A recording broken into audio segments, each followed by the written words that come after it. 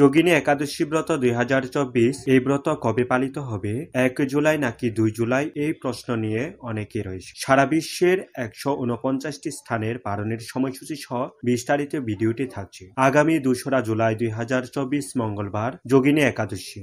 কৃপা করে সকলে এই একাদশী ব্রত পালন করবে। যোগিনী একাদশী মাহাত্ম্য ব্রহ্ম বৈবর্ত পুরাণে আষাঢ় মাসের কৃষ্ণপক্ষের একাদশী ব্রত মাহাত্ম্য যুধিষ্ঠির শ্রীকৃষ্ণ সংবাদে বর্ণিত আছে। যুধিষ্ঠির বললেন, হে বাসুদেব, আষাঢ় মাসের কৃষ্ণপক্ষে একাদশী ব্রত মাহাত্ম্য কৃপাপূর্বক আমার কাছে বর্ণনা করুন। শ্রীকৃষ্ণ বললেন, হে মহারাজ, সকল পাপ বিনাশিনী ও মুক্তিপ্রদ এই উত্তম ব্রতের কথা বলছি, আপনি শ্রবণ করুন। আষাঢ় মাসের কৃষ্ণপক্ষে একাদশী যোগিনী নামে পরিচিত। মহাপাপ বিনাশকারী এই তিথি ভবসাগরে পতিত মানুষের উদ্ধার লাভের একমাত্র নৌকাস্বরূপ। ব্রত পালনকারীদের পক্ষে এটি সর্বশ্রেষ্ঠ ব্রত বলে প্রসিদ্ধ। এই প্রসঙ্গে আপনাকে একটি পবিত্র পৌরাণিক কাহিনী বলছি। অলকানগরে শিবভক্ত পরায়ণ কুবের নামে এক রাজা ছিল। তিনি প্রত্যহ শিব পূজা করতেন। তার হেমমালী নামে একজন মালী ছিল। প্রতিদিন শিব পূজার জন্য মানস সরোবর থেকে সে ফুল তুলে যমরাজ কুবেরকে দিত। বিশালাক্ষী নামে হেমমালীর এক পরমা রূপবতী পত্নী ছিল। সে তার সুন্দরী পত্নীর প্রতি অত্যন্ত আসক্ত ছিল। একদিন সে তার স্ত্রীর প্রতি কামাসক্ত হয়ে পড়ল। রাজভবনে যাওয়ার কথা শুনেও ভুলে গেল। বেলা 2 প্রহর অতি হল। অর্চনের সময় চলে যাচ্ছে দেখে রাজা ক্রুদ্ধ হলেন। মালীর বিলম্বের কারণে অনুসন্ধানে এক দূত প্রেরণ করলেন। দূত এসে রাজাকে বললেন, সে গৃহে স্ত্রীর সাথে আনন্দে মত্ত। দূতের কথা শুনে কুবের রেগে তখনই মালীকে তার সামনে হাজির করতে আদেশ দিল। এদিকে মালী পূজার সময় অতিবাহিত হয়েছে বুঝতে পেরে অত্যন্ত ভয় পেল। তাই স্নান না করেই সে রাজার কাছে উপস্থিত হলো। তাকে একমাত্র রাজা ক্রোধ বেশে চোখ রাঙিয়ে বললেন, রে পাপিষ্ঠ দুরাচার, তুই সব পূজার পুষ্প আনতে অবজ্ঞা করেছিস, তাই আমি তোকে অভিশাপ দিচ্ছি। তুই শ্বেত কুষ্ঠগ্রস্ত হয়ে যা এবং তোর প্রিয়তমা বর্জার সাথে তোর চিরবিয়োগ সংগঠিত হোক। রে নিচু, তুই এক্ষুনি এই স্থান থেকে ভ্রষ্ট হয়ে অধম গতি লাভ করু। কুবেরে এই অভিশাপে হেমমালী তার পত্নীর সাথে স্বর্গভ্রষ্ট হয়ে দীর্ঘকাল যাবৎ কুষ্ঠরোগ ভোগ করলেন। রোগের যন্ত্রণায় দিন অথবা রাত্রে কখনোই সে সুখ পেত না। এভাবে শীত গ্রীষ্মে প্রচণ্ড বেদনায় বহু কষ্টে সে জীবনযাপন করতে লাগলো। কিন্তু দীর্ঘদিন মহাদেবের অর্চনের ফুল সংগ্রহের সুকৃতির ফলে সে পাপগ্রস্ত হয়েও বৈষ্ণব শ্রেষ্ঠ শিবের বিস্মরণ কখনো হয়নি। একদিন হেমমালী ভ্রমণ করতে করতে হিমালয়ে শ্রী মার্কণ্ডেয় ঋষির আশ্রমে উপস্থিত হল। কুষ্ঠরোগে পীড়িত সপত্নী হেমমালীকে দর্শন করে শ্রী মার্কণ্ডেয় তাকে জিজ্ঞাসা করলেন, তুমি কার অভিশাপে এই রকম নিন্দনীয় কুষ্ঠরোগগ্রস্ত হয়েছ?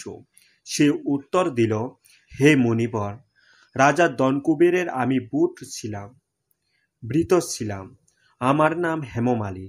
আমি প্রত্যহ মানস সরোবর থেকে ফুল তুলে শিব পূজার জন্য রাজাকে দিতাম। কিন্তু দুর্ভাগ্যক্রমে একদিন স্ত্রীর মনোরঞ্জন হেতু কামাসক্ত হওয়ার সেই ফুল দিতে বিলম্ব হয়। রাজার অভিশাপে এইরকম দুর্দশাগ্রস্ত হয়েছি। পরোপকারের সাধুগণের স্বাভাবিক কর্ম। হে ঋষিগণ, হে ঋষিশ্রেষ্ঠ, আমি অত্যন্ত অপরাধী, কৃপা করে আমার প্রতি প্রসন্ন হন। তখন দয়াদ্র চিত্ত মার্কণ্ডেয় মুনি বললেন, হে মালী, তোমার মঙ্গলের জন্য শুভ ফল প্রদানকারী এক ব্রতের উপদেশ করেছি। তুমি আষাঢ় মাসের কৃষ্ণপক্ষের যোগিনী নামে একাদশী ব্রত পালন করুন। এ ব্রতের পূর্ণ প্রভাবে তুমি অবশ্যই কুষ্ঠব্যাধি থেকে মুক্ত হবে। শ্রীকৃষ্ণ বললেন, ঋষির উপদেশ শ্রবণ করতে হেমমালী তাকে প্রণাম করলেন এবং প্রণাম জানাল। পরে অত্যন্ত আনন্দে ঋষির আদেশে মতো নিষ্ঠার সঙ্গে যোগিনী একাদশী ব্রত পালন করল। এইভাবে হেমমালী সমস্ত রোগ থেকে মুক্ত হল ও পত্নী সহ সুখে জীবন যাপন করতে লাগলো। হে মহারাজ যুধিষ্ঠির, আমি আপনার কাছে এই ব্রত উপবাসের মহিমা কীর্তন করলাম। এই ব্রত পালনে ৮৮,০০০ ব্রাহ্মণকে ভোজন করানোর ফল লাভ হয়। যে ব্যক্তি এই মহাপাপ বিনাশকারী এই পূর্ণ ফল প্রদানকারী যোগিনী একাদশী কথা শ্রবণ ও পাঠ করে সে অচিরেই সর্বপাপ থেকে মুক্ত। হরে কৃষ্ণ। এই হচ্ছে যোগিনী একাদশী মাহাত্ম্য। একাদশী কিভাবে পালন করতে হবে, একাদশী দিনে কি কি বর্জনীয়, সেই সকল বিষয় নিয়ে অন্য ভিডিওতে দেওয়া আছে। এই ভিডিওতে সারা পৃথিবীতে পালনের সময়সূচি দেওয়া আছে, আপনারা তা দেখে নেবেন। হরে কৃষ্ণ। হরে কৃষ্ণ কৃষ্ণ কৃষ্ণ হরে হরে হরে রাম রাম রাম হরে হরে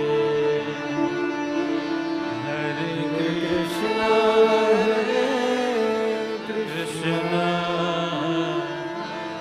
কৃষ্ণ কৃষ্ণ